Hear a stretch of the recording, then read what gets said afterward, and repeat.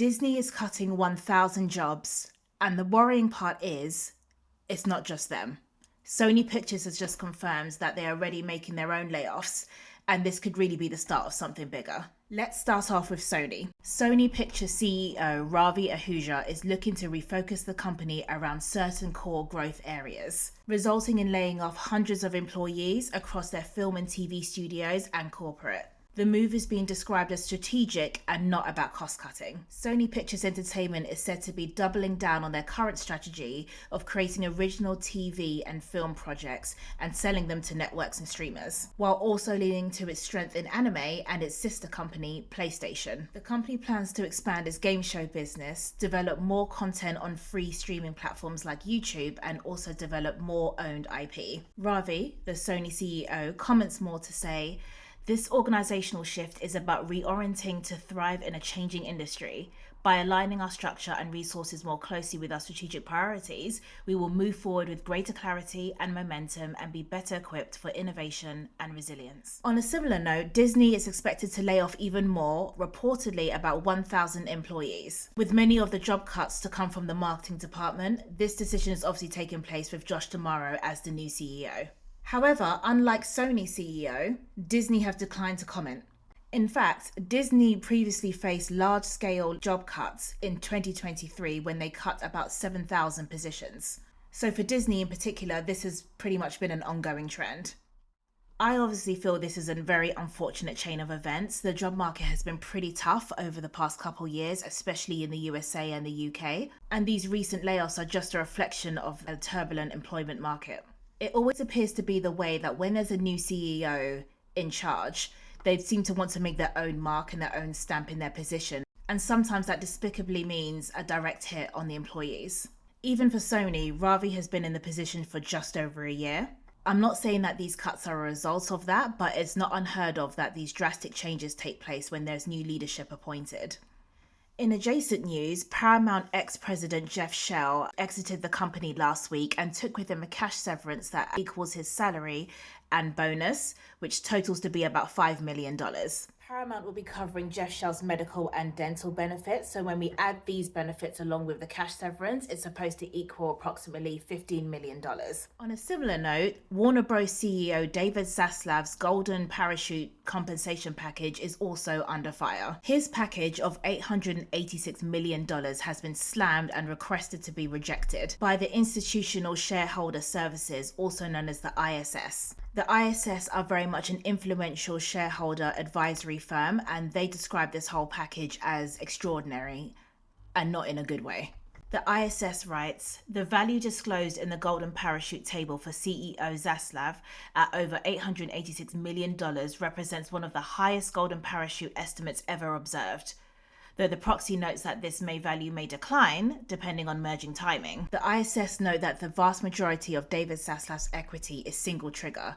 This means that he will be paid as soon as the merger is complete." Between the $15 million for Jeff Shell and the almost $1 billion for David Zaslav, it just goes to show how nice it must be to be a CEO of these conglomerates. Obviously, outside of the responsibility of actually leading the company. A very healthy compensation package like this upon exiting your role can have you almost never working again, depending on your lifestyle and investment choices. However, it has been noted that David Zaslav may not receive that full amount. As he continues to own more of his shares ahead of the merger, the value of his extra compensation payment will decline. Warner Bros. Have said that if the deal closes early next year, his payment will be virtually zero.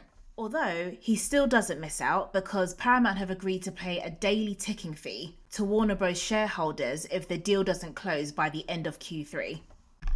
So that could also increase David's payout. So really, in total, we can expect a payout to David of almost $600 million, which still sounds pretty nice to me.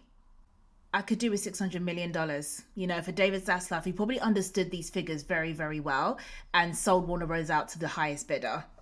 Warner Bros. Stockholders will be voting on the 23rd of April regarding the payment and obviously the merger. I will certainly be keeping my eye out on the outcome of this vote in the next week and a half. Now, on the same subject of this merger, Cinema United CEO Michael O'Leary has doubled down in his defense of movie theaters against this Paramount-Warner Bros merger. You may remember me talking about him in my last video when he first spoke out against this deal. He has continued on his stance in an interview with Variety, saying, "We're starting to see the audience regenerate, particularly with younger generations showing real enthusiasm for going to the theatre.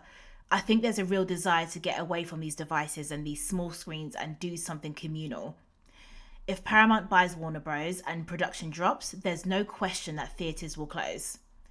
He further iterates to say, "I like to see Warner Bros. Operate as a freestanding enterprise. If it's not broke, don't fix it." And I completely agree. This has been my stance on Warner Bros. From the very beginning of this merger. There is absolutely no need for this highly successful company with a 100-plus-year-old legacy alongside its iconic portfolio to be bought out by anybody else. If anything, it should be Warner Bros. Acquiring other companies. Otherwise, it should continue to be the iconic business that it has been for over a century. In regard to movie theatres, it'll be sad to see more shut down. It's good to hear that the CEO of Cinema United has been so vocal about this. Speaking of Cinema United, they have confirmed the formation of a Filmmaker Leadership Council in order to champion the future of cinema worldwide. It will be led by blockbuster veteran Jerry Bruckheimer and Oscar-winning producer Emma Thomas as chair and vice chair, respectively. The council will also be led by Oscar winners Ryan Coogler and Brad Bird, and Oscar nominees Jason Reitman and Celine Song. The council will work with Cinema United to provide vital feedback and recommendations on the most pressing issues facing theatrical exhibition today, such as consolidation, windows, promotion, marketing, innovation, and technology. Cinema United's senior consultant Greg Foster is credited with being integral to the formation of this council, and he will serve as executive director. Jerry Bruckheimer comments, "As filmmakers, we pour everything we have into creating those moments. We are at a defining point in the future of this industry, and I am honored to join this incredible group of filmmakers and work alongside Cinema United to ensure that experience endures in cities and towns across the globe for audiences everywhere." I absolutely love this idea. A dedicated group of prominent, successful filmmakers rallying to keep the most pressing issues of the cinema landscape at the forefront is brilliant. The people leading this council are already very influential in their fields, and so will have an impressionable voice on what issues need to be resolved. I very much look forward to seeing how this council will progress. Last but not least, guys, Tom Cruise is coming. Digger is coming. His new film Digger is coming at Coachella.